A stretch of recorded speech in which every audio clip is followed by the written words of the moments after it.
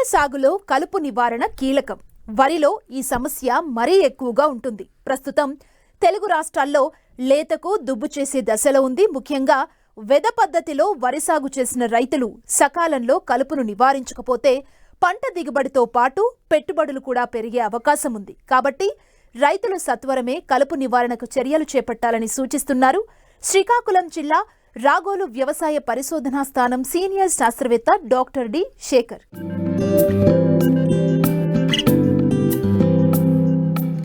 ఇటీవల కాలంలో వరి సాగులో పెరిగిన ఖర్చులు, కూలీల కొరత వలన దమ్ము చేసిన పొలంలో మొలకెత్తిన విత్తనాలు నేరుగా చల్లే పద్ధతిపై రైతులు ఆసక్తి కనబరుచుతున్నారు.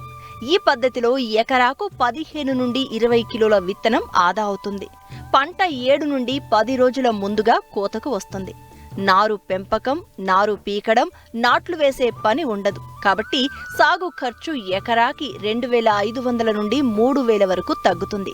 అయితే మొక్కల సాంద్రత సరిపడా ఉండడం వలన దిగుబడి 10 నుండి 15% వరకు పెరుగుతుంది. తక్కువ సమయంలో ఎక్కువ విస్తీర్ణంలో విత్తుకుని కూలీల కొరతను అధిగమించవచ్చు. ప్రతికూల వాతావరణ పరిస్థితులలో పంట కాలం కోల్పోకుండా నీరు అందుబాటులో ఉన్నప్పుడే వరి సాగు చేసుకునే అవకాశం ఉంది. అందువలనే ఈ ఖరీఫ్లో ఉత్తర కోస్తా ప్రాంతంలో అధికంగా వరిని వెదజల్లే పద్ధతిలో సాగు చేశారు రైతులు. ప్రస్తుతం 10 నుండి 30 రోజుల దశలో వరి ఉంది. అయితే కలుపు తీవ్ర ఇబ్బందిగా మారింది. దీనిని నిర్మూలించేందుకు చేపట్టాల్సిన సమగ్ర యాజమాన్యం గురించి రైతులకు తెలియచేస్తున్నారు శ్రీకాకుళం జిల్లా రాగోలు వ్యవసాయ పరిశోధనా స్థానం సీనియర్ శాస్త్రవేత్త డాక్టర్ డి శేఖర్. ముఖ్యంగా మనకు ఉత్తర కోస్తా మండలంలో, మరీ ముఖ్యంగా మనకు శ్రీకాకుళం జిల్లాలో ఈ వరి విస్తీర్ణం ప్రధానమైనటువంటి స్థానంలో ఉంది. సో మనకు ఈ వరిలో ముఖ్యంగా మనకు ఈ శ్రీకాకుళం జిల్లాలో వెద పద్ధతి అనేది చాలా ప్రాముఖ్యంలో ఉంది.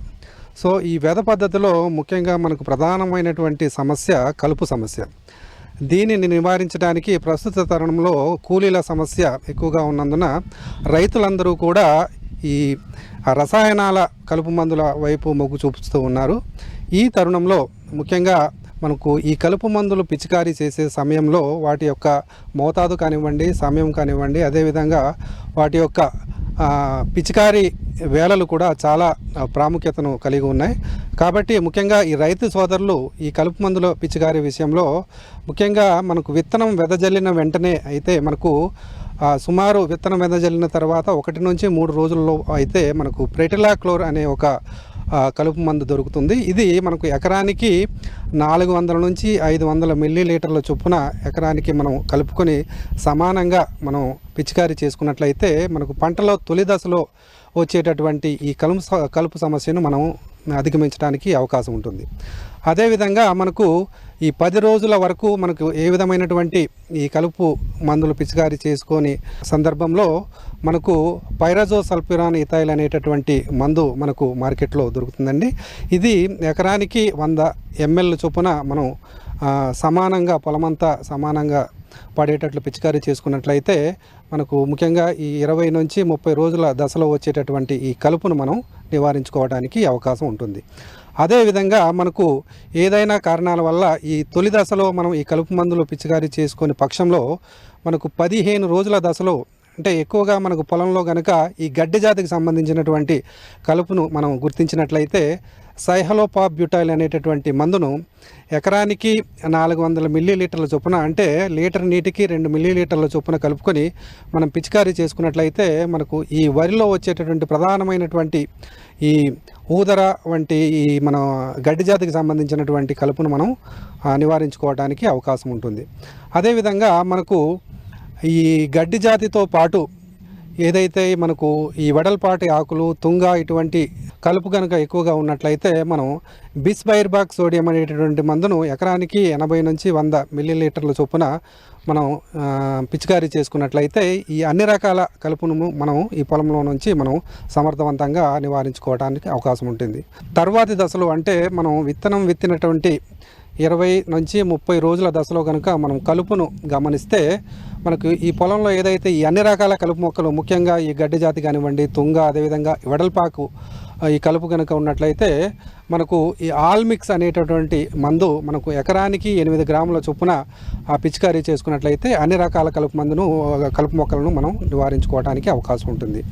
అదేవిధంగా మనకు వెడల్పాకు కలుపు కనుక మనం ఈ తర్వాతి దశలో అంటే 25 నుంచి 30 రోజులు విత్తనం వేసిన తర్వాత పొలంలో కనుక గమనించినట్లయితే ఆ 2,4-D సోడియం సాల్ట్ అనేటటువంటి మందును లీటర్ నీటికి 2 గ్రాముల చొప్పున అంటే ఎకరానికి సుమారుగా 400 గ్రాముల ఈ 2,4-D సోడియం సాల్ట్ మందును మనం పిచికారీ చేసుకున్నట్లయితే ఈ వెడల్పాటు కలుపు మొక్కలను మనం నివారించుకోవడానికి అవకాశం ఉంటుంది. అదేవిధంగా మనకు 30 రోజుల తర్వాత కనుక మనకి ఏ విధమైనటువంటి కలుపు మనం పొలంలో గమనించినా సరే మనకు ఈ రసాయన కలుపు మందుల వల్ల మనకు అంతగా ప్రయోజనం ఉండదు. కాబట్టి మనకు మనుషుల చేతనే మనం కలుపు తీయించి పొలంలో నుంచి ఈ కలుపును నివారించుకోవడం చాలా ముఖ్యమైనటువంటి పని అండి. కాబట్టి రైతు సోదరులందరూ కూడా మనం విత్తనం విత్తిన 30 రోజులు అంటే సుమారు నెల 10 రోజుల లోపు కనుక మనం ఈ రసాయన కలుపు మందులతో మనం కలుపును నివారించుకోగలిగితే మనకు ఏదైతే మనకు ఈ ఆశించినటువంటి దిగుబడులు మనకు ఆ రకాన్ని బట్టి మనం పొందడానికి అవకాశం ఉంటుంది.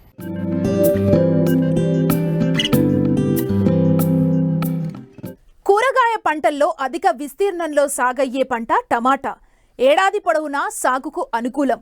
ఒక్క సీజన్లో ధరలు పతనమైనా మరో సీజన్లోనైనా ఆశాజనకంగా ఉంటాయన్న నమ్మకంతో సాగు చేస్తుంటారు రైతులు. ప్రస్తుతం వర్షాకాలం కావటంతో వర్షాలకు మొక్కలు నేలకు వాలిపోతుంటాయి. పలు చీడపీడలు ఆశించే అవకాశం ఉంటుంది. దీనివల్ల దిగుబడుల్లో నాణ్యత తగ్గిపోతుంది. ఈ సమస్యల నుండి గట్టెక్కేందుకు ట్రెల్లిస్ విధానంలో సాగు చేస్తే మొక్కలు నాణ్యంగా ఉండడమే కాకుండా మేలైన దిగుబడులు సాధించే అవకాశం ఉందంటున్నారు ఆముదాల వలస కృషి విజ్ఞాన కేంద్రం శాస్త్రవేత్త డాక్టర్ సునీత.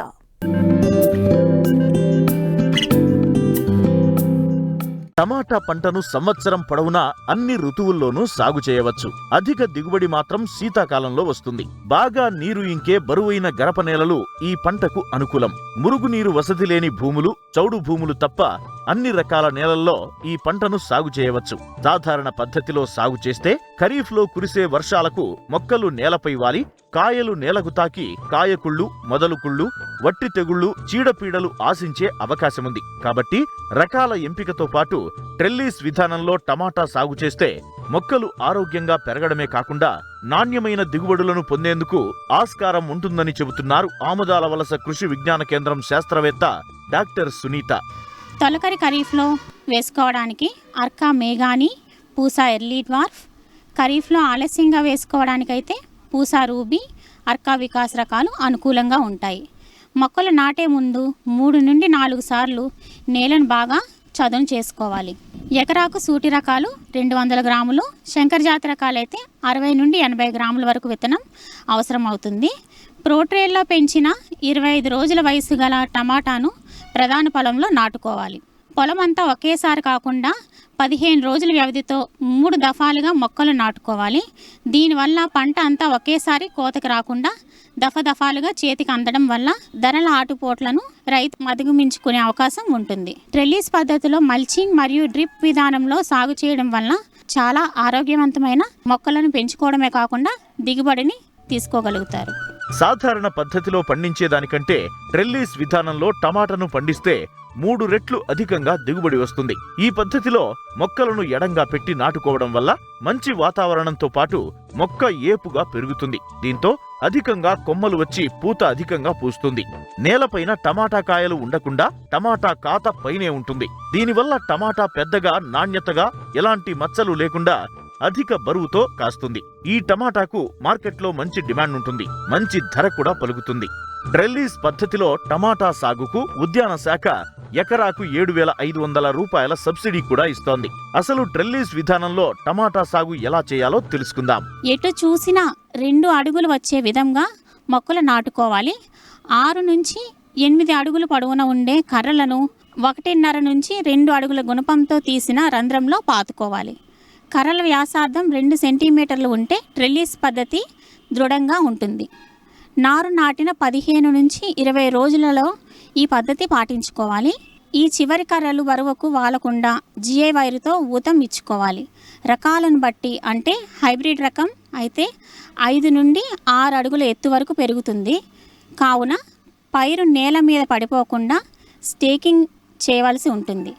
కాబట్టి కర్రలను కలుపుతూ జిఐ వైరును 4 నుండి 5 అడుగుల ఎత్తులో వీలైనంత గట్టిగా లాగి కట్టుకోవాలి. కర్రలకు మధ్యన 7 అడుగుల దూరంలో వరుసలో కర్రలు పాతుకోవాలి. కర్రకు మొదల నుంచి అడుగు ఎత్తులో ప్లాస్టిక్ వైరును కర్రకు ఇరువైపులా కట్టుకోవాలి. ఈ ప్లాస్టిక్ వైరు మధ్యలో నుంచి మొక్క పెరిగే విధంగా ఏర్పాటు చేసుకోవాలి. ట్రెల్లీస్ పద్ధతిలో డ్రిప్, మల్చింగ్ షీట్ వాడటం వలన మొక్కలు ఆరోగ్యంగా పెరిగి నాణ్యమైన దిగుబడిని తీసుకోగలరు. అంతేకాకుండా నీటి ఆదాతో పాటు కలుపు సమస్య తగ్గుతుంది. చీడపీడలు కూడా అదుపులో ఉంటాయి. కలుపు తక్కువగా ఉండటం వల్ల కూలీలపై పెట్టే ఖర్చు కూడా తగ్గుతుంది. సాధారణ పద్ధతిలో ఎకరాకు 10 నుంచి 15 టన్నుల దిగుబడి వస్తే ట్రెల్లీస్ విధానంలో 25 నుంచి 40 టన్నుల దిగుబడి వచ్చే అవకాశముంది. కాబట్టి రైతులు కొంత శ్రమైనా ఈ విధానంలో యాజమాన్యం చేపట్టడం సులువుగా ఉండటమే కాకుండా మంచి దిగుబడులు సాధించి అధిక ఆదాయాన్ని పొందవచ్చు.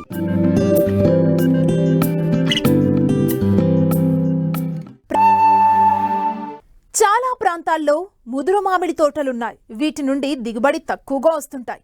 ఇలాంటి తోటల నుండి రైతులు అధిక దిగుబడిని పొందాలంటే వాటికి నూతన జవసత్వాలు కల్పించాలి.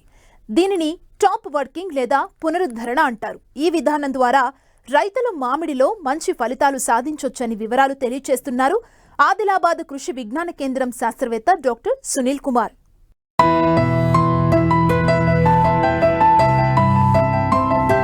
మామిడి చెట్లు ఆరోగ్యవంతమైన పెరుగుదలకు ప్రస్తుతం చేపట్టే యాజమాన్యం కీలకంగా మారుతుంది. తొలకరి వర్షాలకు వచ్చే కొత్త చిగుర్లు, కొమ్మలపైనే మరుసటి సంవత్సరం దిగుబడి ఆధారపడి ఉంటుంది. కనుక వేసవిలో కాపు తీసుకున్న తర్వాత మళ్లీ చెట్లకు కొత్త శక్తిని ఇచ్చేందుకు రైతులు పోషకాలు, నీటి యాజమాన్యం, ప్రూనింగ్ వంటి యాజమాన్య పద్ధతులు చేపట్టాల్సి ఉంటుంది. దిగుబడి తీసుకున్న రైతులు కొన్ని చోట్ల ఇంకా కొమ్మ కత్తిరింపులు చేయలేదు. ముదురు తోటల నుండి కూడా వచ్చే ఏడాది మంచి దిగుబడి పొందాలంటే కొమ్మల కత్తిరింపులు చేయాల్సి ఉంటుందని మరిన్ని వివరాలు మామిడి రైతులకు తెలియజేస్తున్నారు ఆదిలాబాద్ జిల్లా కృషి విజ్ఞాన కేంద్రం శాస్త్రవేత్త డాక్టర్ సునీల్ కుమార్. మన రాష్ట్రంలో చూసినట్లయితే మామిడి పండ్ల తోటలో మామిడి ప్రధానమైనది. అయితే ప్రస్తుతం ఈ సమయంలో మామిడిలో కొమ్మ కత్తిరింపులకు అనుకూలమైనటువంటి సమయము. చాలా వరకు కూడా మన రాష్ట్రంలో ముదురు తోటలే కనిపిస్తున్నాయి. అయితే ఇప్పటివరకు కూడా చాలామంది రైతులు కత్తిరింపులు చేపట్టకపోవడం అనేది గమనించడం జరిగింది. అయితే ఈ సమయంలో ముఖ్యంగా ఏంటంటే మనకు తెగులు సోకిన కొమ్మలు కావచ్చు, అడ్డుదిడ్డంగా పెరుగుతున్నటువంటి కొమ్మలు కావచ్చు, ఎండిన కొమ్మలు, అదేవిధంగా అంటే చెట్టు లోపలికి గాలి వెలుతురు సోకకుండా అడ్డంగా ఉన్నటువంటి కొమ్మలన్నింటినీ కూడా కత్తిరించినట్లయితే కనుక ప్రతి కొమ్మకి రెమ్మకి మన గాలి వెలుతురు పుష్కలంగా అంది ఈ పూత కాత తదనంతర కాలంలో వచ్చేటటువంటి అవకాశం అనేది ఉంటుంది. కాబట్టి ఈ సమయంలో ముఖ్యంగా ఈ కత్తిరింపులు చేపట్టేటప్పుడు రైతులు మామూలుగా కొంతమంది రైతులు గొడ్డలతో కూడా నరకడం జరుగుతుంది. అట్లా కాకుండా చేతి రంపంతో కానీ పెట్రోల్ సాయంతో పనిచేసే రంపంతో కానీ కొమ్మలు కత్తిరింపులు చేసుకోవాలి. కత్తిరించేటప్పుడు ఈ కొమ్మలపైన ఏటవాలుగా కత్తిరింపులు చేసుకోవాలి. ఏంటంటే వర్షం కురిసినా కూడా నీళ్లు నిల్వకుండా కిందికి జారిపోయే విధంగా చూసుకోవాలి. కత్తిరింపులు చేసిన తర్వాత తప్పకుండా కత్తిరించిన కొమ్మ భాగం పైన ఈ బోడో పేస్ట్ మిశ్రమంతో లేదంటే కాపరాక్సి క్లోరైడ్ మిశ్రమంతో పేస్ట్ లాగా తయారు చేసి మనం ఆ కొమ్మ పైన పూసినట్లయితే కనుక శిలీంధ్రాలు మరియు తెగుళ్ళు సోకకుండా ఈ మనము పంటను కాపాడుకోవచ్చు. అదేవిధంగా ఈ కొమ్మ కత్తిరింపులు చేసిన తర్వాత ఎరువులను కూడా అందించాల్సినటువంటి అవసరం ఉంటుంది. ఈ 10 సంవత్సరాలు పైబడిన తోటలు ముఖ్యంగా చూసినట్లయితే కనుక మనము సిఫారసు చేసినటువంటి ఎరువుల మోతాదులో 75% అనగా దాదాపుగా ఒక్కో చెట్టుకు ఒక 1500 గ్రాముల వరకు యూరియా, అదేవిధంగా 4.5 కిలోల సింగిల్ సూపర్ ఫాస్ఫేట్, అదేవిధంగా 1200 గ్రాముల వరకు మ్యూరేట్ ఆఫ్ పొటాష్ అనేటటువంటి ఎరువులను కనుక మనం పాదులలో డైరెక్ట్గా చల్లడం కాకుండా మన మొదలు నుండి 1.5 నుంచి 2 మీటర్ల దూరంలో ఒక చిన్న గాడి చేసుకొని ఆ గాడి లోపల ఎరువులను అందించాల్సినటువంటి అవసరం ఉంటుంది. అదేవిధంగా ఈ సమయంలో కేవలం రసాయన ఎరువులే కాకుండా ఈ సేంద్రియ ఎరువులైనటువంటి మనకు పశువుల ఎరువు వేసుకోవాలి, లేదా వర్మీ కంపోస్టు. పశువుల ఎరువు అయితే కనుక ఒక్కో చెట్టుకు ఒక 100 కిలోల చొప్పున వేసుకోవాలి, లేదా వర్మీ కంపోస్ట్ అయితే కనుక 40 కిలోల మోతాదులో వేసుకున్నా కూడా సరిపోతుంది. ఈ విధంగా ఎరువులు వేసిన తర్వాత మట్టిని కప్పేసి నీటి తడి ఇచ్చినట్లయితే కనుక పిల్ల వేర్ల ద్వారా పోషకాల పోషకాలు అనేవి పుష్కలంగా చెట్లకు అంది ఈ మొక్కలలో మంచి ఎదుగుదల అనేది కనబడడం జరుగుతూ ఉంటుంది. అదేవిధంగా ఈ సమయంలో కొన్ని తోటల్లో సూక్ష్మధాతు లోపాలు కూడా గమనించడం జరిగింది. ముఖ్యంగా జింకు లోపము, బోరాన్ లోపము, ఇనుపధాతు లోపం అనేది చూడడం జరిగింది. ఈ సమయంలో కనుక చూసినట్లయితే కనుక ఈ యొక్క సూక్ష్మధాతు లోపాలని సవరించడానికి పాదులలోనే మనము ప్రతి చెట్టుకు కూడా బోరాక్స్ తీసుకుంటే కనుక ప్రతి చెట్టుకు 75 గ్రాముల చొప్పున, అదేవిధంగా జింక్ సల్ఫేట్ అయితే కనుక 150 గ్రాముల చొప్పున, అదేవిధంగా ఫెర్రస్ సల్ఫేట్ అయితే కనుక 150 గ్రాముల చొప్పున పాదుల్లోనే వేసి మనం నీటి తడులు ఇచ్చినట్లయితే కనుక మనం ఈ సూక్ష్మధాతు లోపాలను కూడా సవరించి మంచి దిగుబడులు పొందేటటువంటి అవకాశం ఉంటుంది.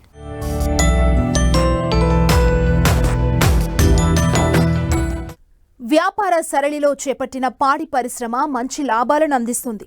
పశువుల పోషణ అంటే ఖర్చు తడిసి మోపడవుతుంది. వనరుల లభ్యత కూడా చాలా తక్కువ. అయితే యాజమాన్యం పోషణలో తగిన మార్పులు చేసుకొని పరిమిత సంఖ్యలో పాడి గేదెలను మాత్రమే పెంచుతూ అధిక పాల దిగుబడితో మంచి లాభాలను సొంతం చేసుకుంటున్నారు పశ్చిమ గోదావరి జిల్లాకు చెందిన ఓ రైతు. మరి ఆయన డైరీ ఫామ్ సక్సెస్ విధానమేంటో ఇప్పుడు చూద్దాం.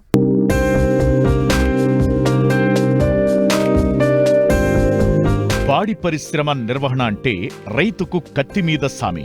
ఎందుకంటే 10 పాడి గేదెలకు లేదా ఆవులకు 1 ఎకరం భూమి చొప్పున పశుగ్రాసం సాగు చేయాలి. మరి అంత భూమి కావాలంటే ఖర్చు తడిసి మోపడవుతుంది. కానీ ఈ డైరీ చూడండి, కేవలం 15 సెంట్లలో 21 గేదెలు 1 ఆవుతో సునాయాసంగా నిర్వహిస్తున్నారు పశ్చిమ గోదావరి జిల్లా ఉండి మండలం చెరుకువాడ గ్రామానికి చెందిన రైతు అంబటి వీరారెడ్డి. ప్రారంభించింది 4 గేదెలతో అయినా ప్రస్తుతం దూడలతో కలుపుకుని మొత్తం 39 వరకు ఉన్నాయి.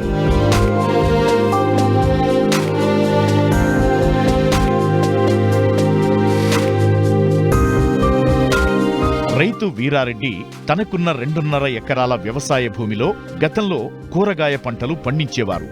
అయితే 6 సంవత్సరాల క్రితం డైరీ ప్రారంభించిన ఆయన వ్యవసాయానికి స్వస్తి పలికారు. భూమిని కౌలుకు ఇచ్చి కేవలం డైరీ నిర్వహణ మాత్రమే చూసుకుంటున్నారు.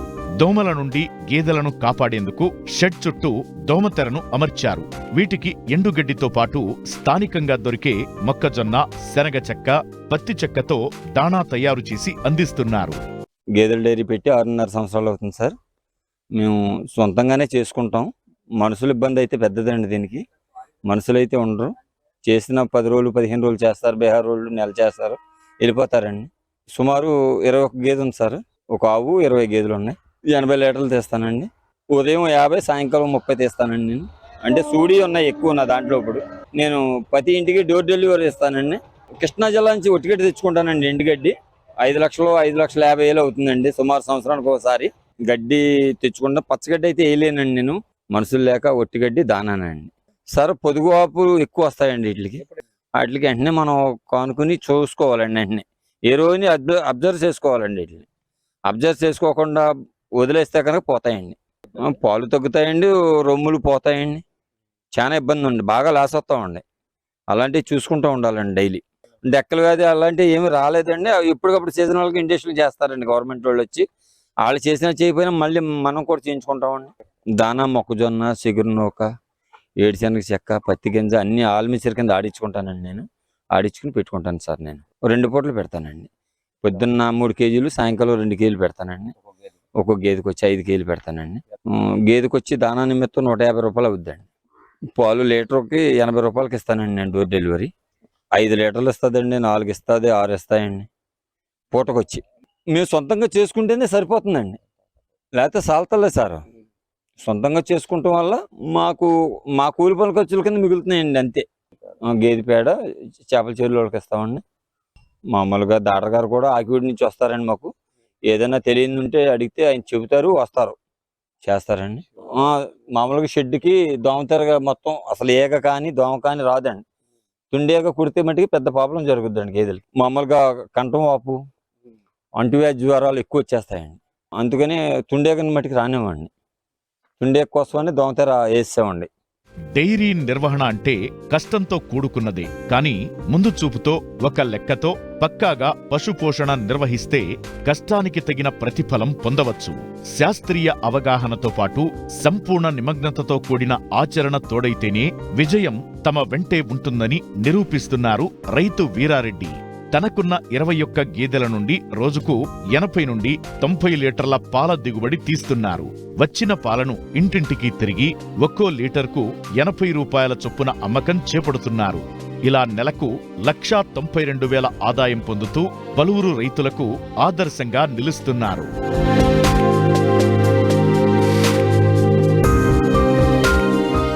వ్యవసాయంలో సమస్యలకు, సందేహాలకు సమాధానాల కోసం మట్టి మనిషి రైతుకు అండగా నిలుస్తోంది. మీరు సంప్రదించవలసిన చిరునామా మట్టి మనిషి 10 TV, road number 36, Jubilee hills, Hyderabad 500033. మా ఫోన్ నంబర్ 0403010110 8897186111. మరిన్ని ఆసక్తికరమైన విశేషాలతో ప్రతి బులి సమర్పించు మట్టి మనిషి కార్యక్రమంలో మళ్ళీ కలుసుకుందాం. అంతవరకు సెలవు. నమస్తే.